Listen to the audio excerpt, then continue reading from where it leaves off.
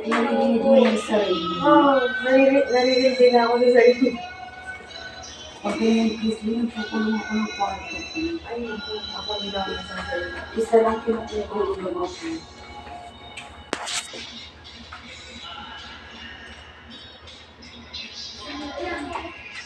Sarili naman sila. Ma'am, good morning! Ayan, team po ni Carlo. So, malamang hindi kayo pwedeng lumabas kundi ganito itsura ni Mama yan. Napakalamig. Wala. Ayan, pasok kayo, sir. Ayan, team po ni Sir Carlo Katimbang, si Sir Jurnes, pangalan? Carissa, JB,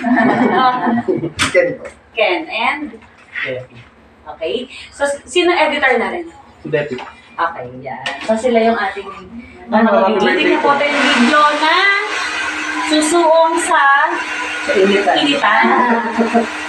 So, si Mang Sam, ang ating bride. Si Sir Gary, ready niya na yung slang. Mapakilala sa restaurant siya, ipapakilala ko kayo.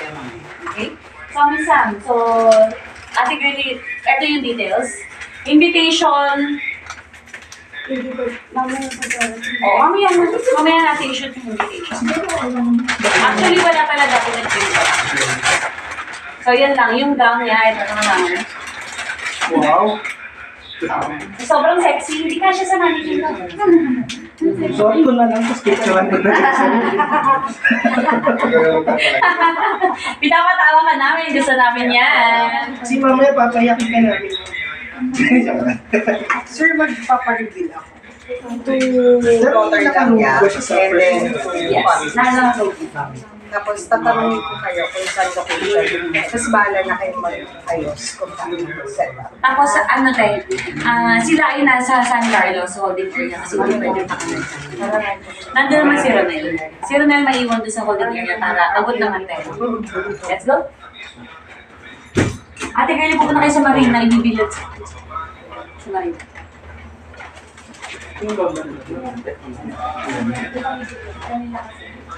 Hindi na pati yung babae.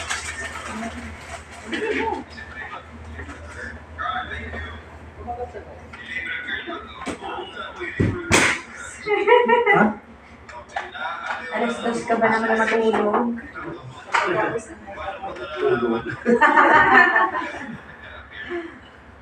Ano oras ka nagising na? Makakaloka ka? Hapat na oras. Ay, mataimtim ako dito sa akin. Magulat man alas 9, alas 10.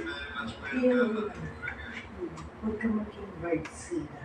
Huwag ka mag-bird sila. Ay, ganun pala. Yes. Marami na kami sa bird sila. Pwede po discussion na bird sila. Suplada, mayabang, ay pag-beauty po may attitude. Si ate naman na ba eh, kung pagkamalita lang talaga. Sa anak ko lang